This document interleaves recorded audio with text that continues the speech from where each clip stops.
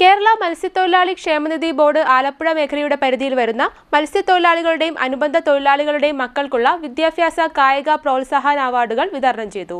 നക്ഷത്ര തിളക്കം 2026 എന്ന പേരിൽ നടന്ന അവാർഡ് വിതരണം ഡെപ്യൂട്ടി സ്പീക്കർ ഷാനിമോൾ ഉസ്മാൻ ഉദ്ഘാടനം നിർവഹിച്ചു. കേരള മത്സ്യത്തൊഴിലാളി ക്ഷേമനിധി ബോർഡ് ആലപ്പുഴ മേഖലയുടെ പരിധിയിൽ വരുന്ന മത്സ്യത്തൊഴിലാളികളുടെയും അനുബന്ധ തൊഴിലാളികളുടെയും മക്കൾക്കുള്ള വിദ്യാഭ്യാസ കായിക പ്രോത്സാഹന അവാർഡുകളുടെ വിതരണം നടന്നു. നക്ഷത്ര തിളക്കം 2026 എന്ന പേരിൽ ആലപ്പുഴയിലാണ് പരിപാടി സംഘടിപ്പിച്ചത്.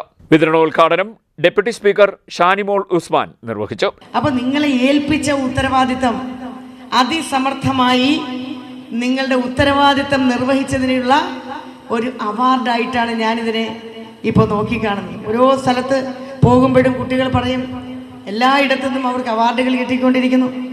ഇത് വിദ്യാഭ്യാസത്തെക്കുറിച്ച് പറയുമ്പോൾ നമ്മുടെ നാട്ടിൽ വിദ്യാഭ്യാസം ലഭിക്കാത്ത അച്ഛനമ്മമാർ പറയുന്നത് കേട്ടിട്ടുണ്ട്.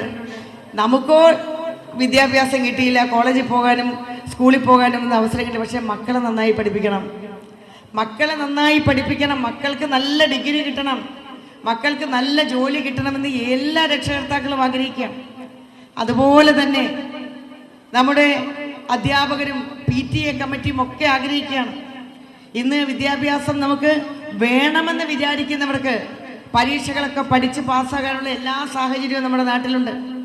വളരെ ജീവിത സാഹചര്യം വളരെ താഴ്ന്ന നിലവാരത്തിലുള്ള കുഞ്ഞുങ്ങളാണ് മികച്ച റാങ്കുകാരായിട്ട് ഇന്ന് കേരളത്തിൽ പലയിടത്തും എത്തിച്ചേരുന്നത് എന്ന് നമുക്ക് സൂക്ഷ്മമായി നോക്കിയാൽ മനസ്സിലാക്കാൻ പറ്റും. തൊഴിൽ ഉന്നത വിദ്യാഭ്യാസ മേഖലകളിൽ വിദ്യാർത്ഥികൾ അവസരങ്ങൾ ഉപയോഗപ്പെടുത്തണമെന്ന് ഡെപ്യൂട്ടി സ്പീക്കർ പറഞ്ഞു. കേരളത്തിലെ ഉന്നത വിദ്യാഭ്യാസത്തിനും നിരവധി തൊഴിലവസരങ്ങൾക്കുള്ള സാധ്യതകളുണ്ട്. ഈ സാധ്യതകളും വിദ്യാർത്ഥികൾ പ്രയോജനപ്പെടുത്തണമെന്ന് ഡെപ്യൂട്ടി സ്പീക്കർ പറഞ്ഞു. ജി സുധാകരൻ MLA ചടങ്ങിൽ അധ്യക്ഷത വഹിച്ചു. MD തോമസ് MLA കായിക അവാർഡുകൾ വിതരണം ചെയ്തു.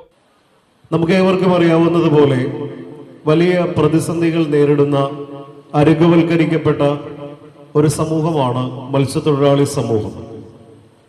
ആ മത്സ്യത്തൊഴിലാളി സമൂഹത്തിൽ നിന്ന് നമുക്ക് മുമ്പ്